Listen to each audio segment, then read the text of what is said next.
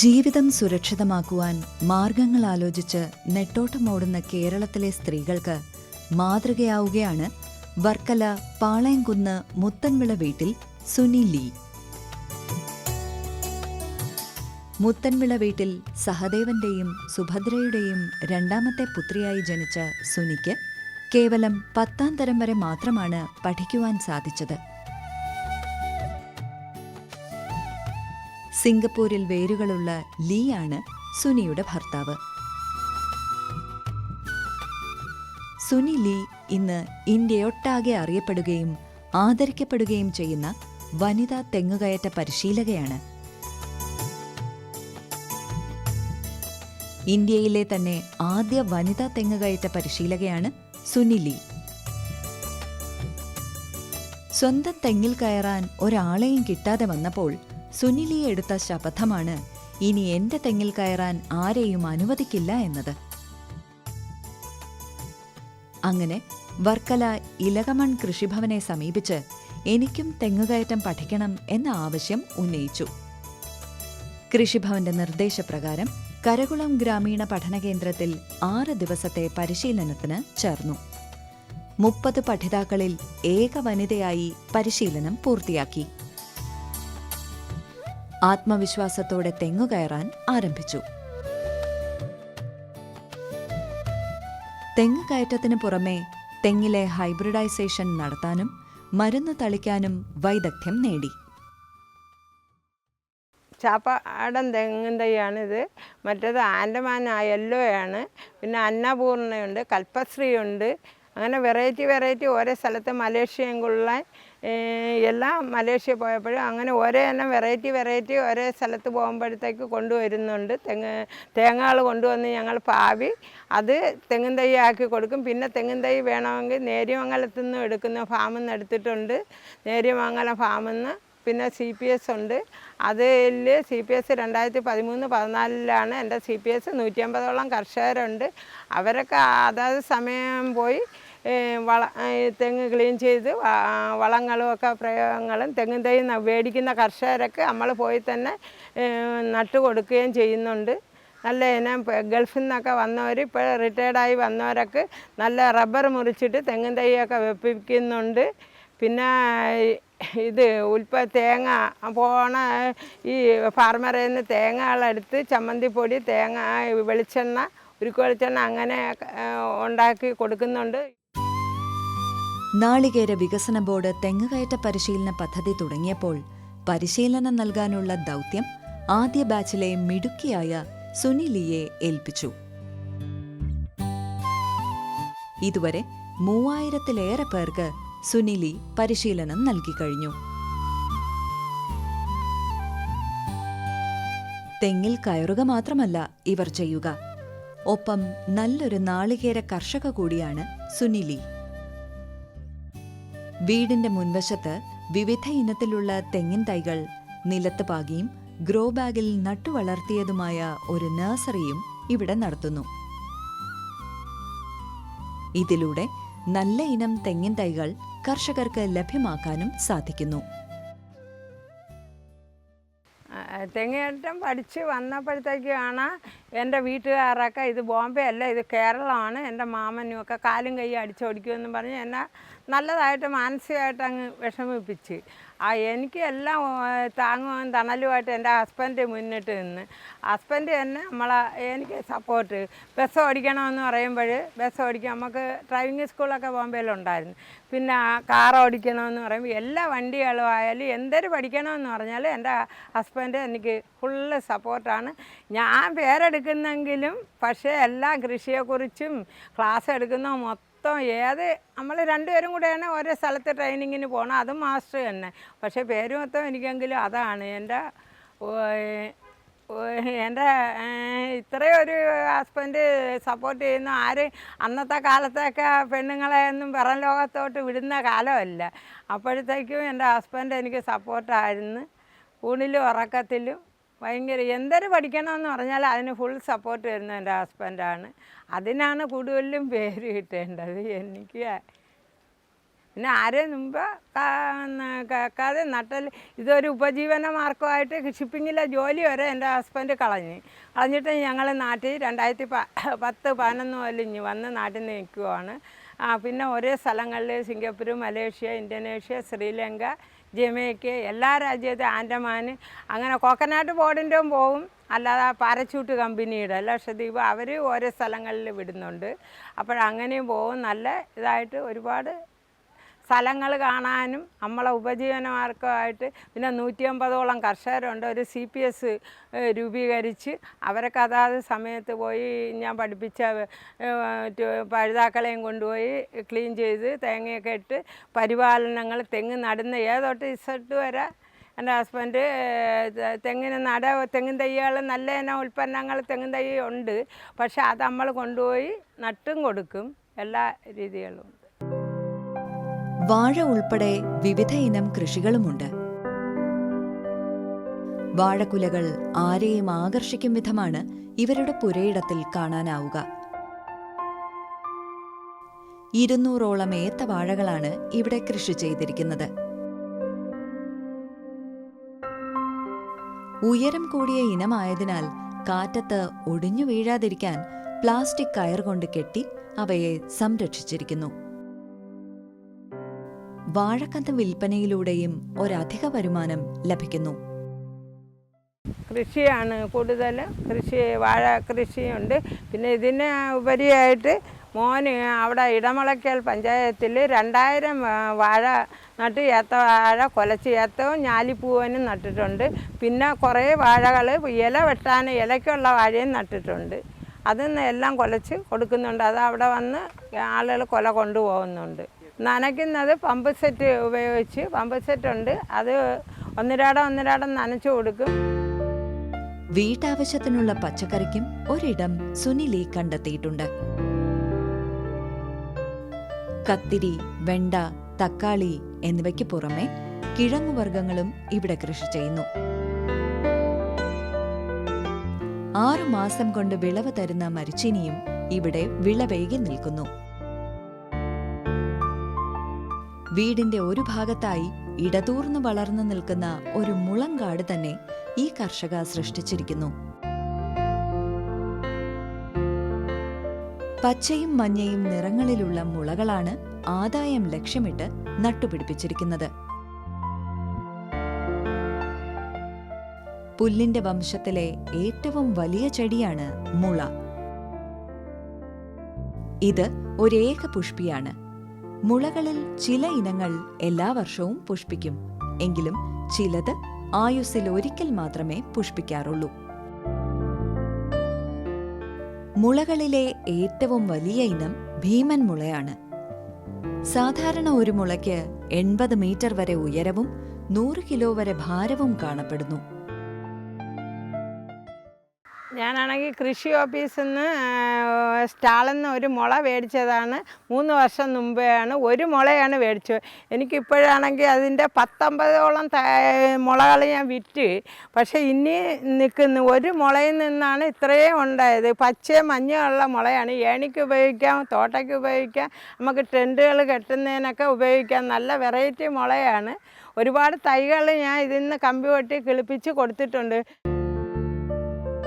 കൊട്ടാരക്കര സർക്കാർ ഫാമിൽ നിന്നും പശു വളർത്തലിൽ പരിശീലനം ലഭിച്ചിട്ടുള്ള സുനിലി കാർഷിക വിളകളെ പരിപാലിക്കുന്നതിനായി 2 പശുക്കളെയും ഇവിടെ വളർത്തുന്നു. പറമ്പിൽ അഴിച്ചുവിട്ടാണ് ഇവയെ വളർത്തുന്നത്. അതിലൂടെ ഇവയുടെ ചാണകവും മൂത്രവും പറമ്പിൽ വീണ് മണ്ണ് കൃഷിക്ക് യോഗ്യമാകുന്നു. പറമ്പിലെ പുല്ലും പച്ചിലകളും മറ്റും തിന്നുന്നതിലൂടെ പശുക്കളുടെ തീറ്റ ചിലവും കുറയ്ക്കാൻ കഴിയുന്നു. നമുക്ക് മെയിനായിട്ട് എനിക്ക് കൃഷിയും കാര്യങ്ങളും ഉള്ളതാണ്. അപ്പോൾ ചാണകത്തിന് വേണ്ടി പിന്നെ നല്ല ശുദ്ധമായ പാല് കിട്ടും. അതിന് വേണ്ടിയും ഒക്കെയാണ് ഈ പശുവിനെ വളർത്തുന്നത്. നമുക്ക് മെയിനായിട്ട് ഇത് പാലിൻ്റേതും ചാണകം കൃഷി ഒരുപാട് കൃഷികളൊക്കെ കാര്യമുണ്ട്. ചാണകം മേടിക്കാതെ നല്ല ജൈവവളം, നമ്മൾ രാസവളങ്ങൾ ഉപയോഗിക്കില്ല, ജൈവവള കൃഷിയാണ് ചെയ്യുന്നത്. അപ്പോൾ ചാണകമൊക്കെ ഒരുപാട് വേണം. അതിന് വേണ്ടിയാണ്. നല്ല ഇണക്കമുള്ള 2 കുട്ടികളാണ്, പശുവാണ്. ഇണക്കം ഒന്ന് എല്ലാ മരുന്നെല്ലാം ഇതിന് കാൽസ്യം കൊടുക്കും, പിന്നെ കാൽസ്യം ടോണിക്കും ഒക്കെ കൊടുക്കും. പിന്നെ ഇതിന് ചൂടടിക്കുമ്പോൾ അണപ്പ് വരുമല്ലേ, അതിനുള്ള പൊടി എല്ലാം ഞാൻ ഈ പശുസഖിയിൽ പോയി ട്രെയിനിങ്ങിന് പോയി എല്ലാം പഠിച്ചതാണ്. ഞാൻ RRP വളണ്ടിയർ ആയിരുന്നു ഇതിൻ്റെ. ഇപ്പോഴും വയ്യാതെ ആയ പിറகு പോകുന്നില്ല. ഇപ്പോഴെങ്കിലും പശുക്കളെ പരിപാലിക്കാനുള്ള ട്രെയിനിങ് കിട്ടിയിട്ടുള്ളതാണ്. ഇവരുടെ വീടിനോട് ചേർന്ന് തന്നെ വളർത്തുന്ന ഒരിനം ചെറുമരമാണ് ആരംപുളി.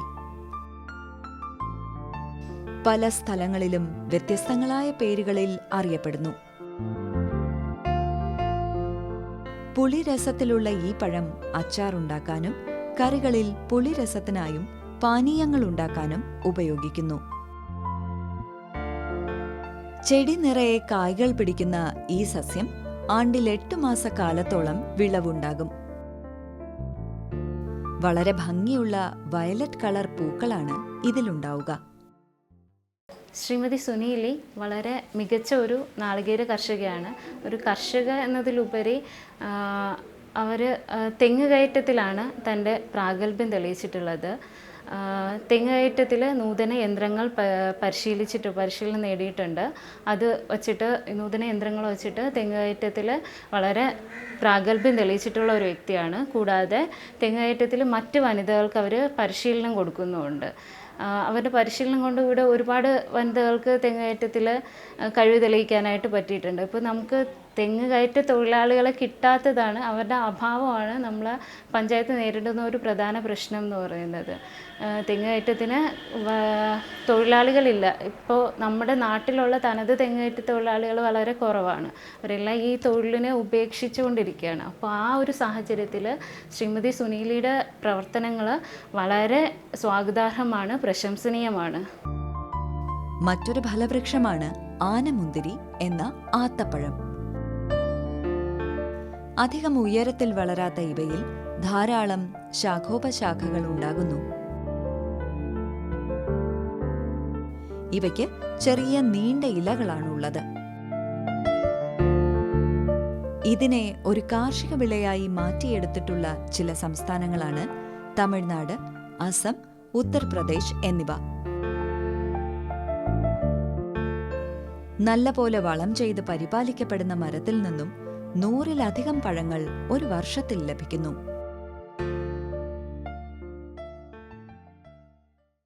യഥാർത്ഥത്തിൽ മനുഷ്യ സമൂഹത്തെ നിലനിർത്തുന്ന കൃഷി തന്നെയാണ്.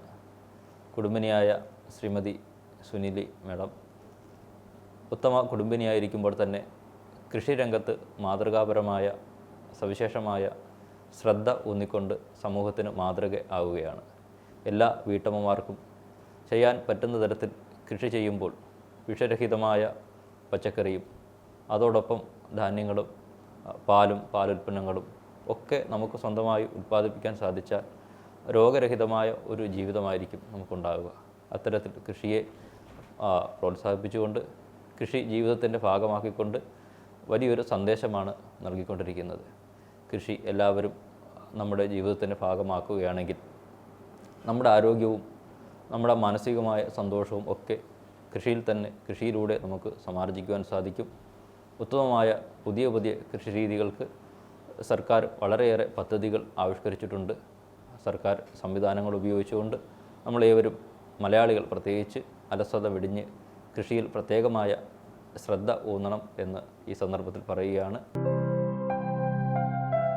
തെങ്ങിൽ പ്രധാനമായും നെടിയ ഇനത്തിൽ വെസ്കോസ് ടോൾ, കുള്ളൻ ഇനത്തിൽ ചാവക്കാട് ഗ്രീൻ, ഗംഗാബോണ്ടം എന്നിവയ്ക്ക് പുറമെ സുനിലിയുടെ ഭർത്താവ് വികസിപ്പിച്ചെടുത്ത പുതിയൊരിനവും ഇവിടെയുണ്ട്. ഇപ്പം എൻ്റെ കയ്യിൽ തെങ്ങും തൈകൾ കൽപ്പശ്രീയുണ്ട്, കൽപ്പശങ്കരയുണ്ട്, പിന്നെ 3-ാം വർഷം കായ്ക്കുന്ന ഇനങ്ങളുണ്ട്, പിന്നെ ഞാൻ ആൻഡമാനിൽ നിന്ന് കൊണ്ടുവന്ന ഇനങ്ങളുണ്ട്, വേറെ ആൻഡമാൻ വെറൈറ്റികൾ ഇപ്പോൾ ഉണ്ട്. പിന്നെ അത് കഴിഞ്ഞിട്ട് ഇപ്പം ഞാൻ പുതിയതായിട്ട് ഈ ജവിളിത്തെങ്ങിൽ കൽപ്പശങ്കരയുടെ പൊടി എടുത്ത് വെച്ച് ചെയ്തെടുത്ത് അത് രണ്ടും കൂടെ ആയപ്പോൾ ഒരു തവിട്ട് കളറ്, നല്ല തവിട്ട് കളറ് തേങ്ങയായി. അത് നല്ല കായ്ഫലമുണ്ട്. ഒരു കൊലയിൽ ഇപ്പോൾ ഏതാണ്ട് 10-20 തേങ്ങ വീതം പിടിച്ചു തുടങ്ങി. 4.5 വർഷമാകുമ്പം കായ്ച്ചത്, കറക്റ്റ് 4.5 ആയപ്പം കായ്ച്ച്. ഞാനിപ്പോൾ അതിന് കരിക്ക് അടച്ച് കുടിച്ചു. ഇപ്പോൾ എനിക്കത് നല്ല ഇതാണ്, റിസൾട്ടാണ് കിട്ടിയേക്കുന്നത് കായ്ഫലത്തിൽ. അത് കൊള്ളാം. അതുകൊണ്ട് അത് തന്നെ ഇനി വെറൈറ്റി ഞാൻ ചെയ്തെടുക്കാൻ നോക്കുക. ഇനി സർക്കാർ ഫാമിൽ നിന്ന് വാങ്ങിയ 20ഓളം ഗ്രാമശ്രീ ഇനത്തിൽപ്പെട്ട നാടൻ കോഴികളും ഇവരുടെ മറ്റൊരു വരുമാന മാർഗമാണ്. കാർഷിക യന്ത്രങ്ങളിലെ പ്രധാനികളായ ട്രാക്ടർ, ടില്ലർ, കൊയ്ത്തു മെതിയന്ത്രം, ബ്രഷ് കട്ടർ തുടങ്ങിയവയെല്ലാം സുനിലിക്ക് വഴങ്ങും. ഈ 2011 ഞങ്ങളെ ബോംബെയിൽ നിന്ന് വിളിക്കുന്നു, കരോളം ഗ്രാമീണ പഠനത്തിൽ നിന്ന് വിളിക്കുന്നു, നിങ്ങളെ തെങ്ങേറ്റം പരിശീലനത്തിന് വരാനായിട്ട് 6 ദിവസത്തെ ക്ലാസ് ആണെന്ന് പറയും. അങ്ങനെ എങ്ങനെയെങ്കിലും പറഞ്ഞ് ഹസ്ബൻഡിനെയും കൊണ്ട് ഞങ്ങളിവിടെ നാട്ടിൽ വന്ന് അവിടെ പോയി നല്ല ഫാമിലി റൂമൊക്കെ കിട്ടി. 29 പുരുഷനും ഞാൻ ഒറ്റ സ്ത്രീയായിരുന്നു. അങ്ങനെ അത് പഠിച്ച് കോക്കനാട്ട് ബോർഡിൻ്റെ ചെയർമാനൊക്കെ വന്ന് നല്ല 45 ഉയരമുള്ള തെങ്ങി കയറി തേങ്ങയൊക്കെ കടിച്ചു കൊണ്ടിറങ്ങി. അങ്ങനെ 2012 മഹാരാഷ്ട്രയിൽ രത്നഗിരി എന്ന പറയുന്ന സ്ഥലത്ത് കോക്കനാട്ട് ബോർഡിൽ നിന്ന് ട്രെയിനിങ്ങിന് മാസ്റ്റർ ട്രെയിനറായിട്ട് എന്നെ ഹസ്ബൻഡിനെയും വിട്ട് രത്നഗിരി റെയിൽവേ സ്റ്റേഷനിൽ ചെന്ന് ഇറങ്ങിയപ്പോൾ ബൊക്കയൊക്കെ ആയിട്ട് ശാസ്ത്രജ്ഞന്മാർ വണ്ടിയായിട്ട് നിൽക്കുന്നു. ഞങ്ങളെ സ്വീകരിച്ച് അവിടെ ചെന്നപ്പോഴത്തേക്ക് 85 അടി ഉയരമുള്ള തെങ്ങാണ് കടലിൻ്റെ തീരത്ത്. എങ്ങനെയെങ്കിലും അവിടെ കയറിപ്പറ്റി ശക്തിയാ ജഗദമ്മേ, ബുദ്ധിതാ ജഗദമ്മേ, ദേക്കറോ ജഗദമ്മേ, രക്ഷാകറോ എന്നും പറഞ്ഞ് അതിൽ കയറി 2 തേങ്ങയും കടിച്ചു കൊണ്ടിറങ്ങി. അപ്പോഴത്തേക്കാണ് ഉച്ചക്കലത്തെ സായാഹ്ന പത്രത്തിൽ, രത്നഗിരി പത്രത്തിൽ ഒന്ന് കേരളത്തിൽ നിന്നൊരു ലേഡി വന്ന് ഞാൻ തെങ്ങേറ്റ പരിശീലനം ചെയ്യുന്നെന്ന്. അങ്ങനെ വൈകിട്ടായപ്പോൾ 4 മണിയോടുകൂടി മുഖ്യമന്ത്രിയൊക്കെ വന്ന് പോലീസ് വണ്ടിക്ക് എന്ന് പറഞ്ഞ് വന്ന് ഞാൻ പിന്നെ ഒരിക്കൽ കൂടെ ആ തെങ്ങി കയറി കാണിക്കേണ്ടി വന്ന്. ഈ കാലയളവിൽ ഈ കർഷകയെ തേടിയെത്തിയ അംഗീകാരങ്ങൾ നിരവധിയാണ്. 2016-18 മികച്ച തെങ്ങുകയറ്റ പരിശീലകയ്ക്കുള്ള ദേശീയ പുരസ്കാരം ഉൾപ്പെടെ കാർഷിക, സാമൂഹിക, സാംസ്കാരിക മേഖലയിൽ 300ഓളം അംഗീകാരങ്ങൾ ഇവർക്ക് ലഭിച്ചിട്ടുണ്ട്. ഞാൻ തൽക്കാലം ഞാനത് പഠിച്ചത് എൻ്റെ വീട്ടിൽ തെങ്ങ് കയറാൻ ആളില്ലാത്ത ഒരു കാലഘട്ടത്തിൽ, അതിന് വേണ്ടിയാണ് ഞാനത് പഠിച്ചത് തന്നെ. അവസാനം ഞാനത് പഠിച്ച് എൻ്റെ വീട്ടിൽ തെങ്ങ് കയറിയപ്പം അടുത്തുള്ള ആൾക്കാരെല്ലാം വന്ന് ക്യൂ നിൽക്കുകയായിരുന്നു. എനിക്ക് 2 മൂട് തെങ്ങുണ്ട്, എനിക്ക് 3 മൂട് തെങ്ങുണ്ട്, എനിക്ക് 1 മൂട് തെങ്ങുണ്ട്, ഇത് കയറാൻ ആരും വരുന്നില്ല, അതുകൊണ്ട് ഒന്ന് കയറി സഹായിക്കണമെന്ന് പറഞ്ഞ് ആൾക്കാർ വീട്ടിൽ വന്ന് കാവൽ നിൽക്കുകയായിരുന്നു. അങ്ങനെ അടുത്തുള്ള വീടുകളിലൊക്കെ പോയി തെങ്ങ് കയറിയപ്പോൾ അവർക്ക് അതൊരു വലിയ ഒരു കാര്യമായിരുന്നു. അത് കഴിഞ്ഞ് പിന്നെ തെങ്ങേറെ എണ്ണം കൂടി, പിന്നെ അത് സ്ഥിരം ഒരു തൊഴിലായി മാറി. രാവിലെ വൈകുന്നേരം വരെ തെങ്ങേറ്റമായി. പിന്നെ എനിക്കൊരു ശിഷ്യനുണ്ടായി. ആ ശിഷ്യനെയും കൊണ്ട് കിടന്ന് തെങ്ങ് ഒരുപാട് സ്ഥലങ്ങളിലൊക്കെ പോയി കണ്ട്, പിന്നെ ആശാനും എന്നോടൊപ്പം കുറച്ച് ഞങ്ങൾ വന്ന് അങ്ങനെ എല്ലാ സ്ഥലങ്ങളിലും പോയി തെങ്ങ് കയറി 10,000 തെങ്ങോളം ഞാൻ മൊത്തം കയറിയിട്ടുണ്ട്. കൃഷി മനുഷ്യരാശിയുടെ നട്ടെല്ലാണ്. യഥാർത്ഥത്തിൽ മനുഷ്യ സമൂഹത്തെ നിലനിർത്തുന്നത് കൃഷി തന്നെയാണ്. വിഷരഹിതമായ പച്ചക്കറിയും മുട്ടയും പാലും പഴവർഗ്ഗങ്ങളുമൊക്കെ സ്വന്തമായി ഉൽപ്പാദിപ്പിക്കാൻ സാധിച്ചാൽ രോഗരഹിതമായ ഒരു ജീവിതമായിരിക്കും നമുക്കുണ്ടാവുക. അത്തരത്തിൽ വലിയൊരു സന്ദേശം പകർന്നു തരുന്ന സുനിലിക്ക് എല്ലാവിധ ആശംസകളും നേരുന്നു.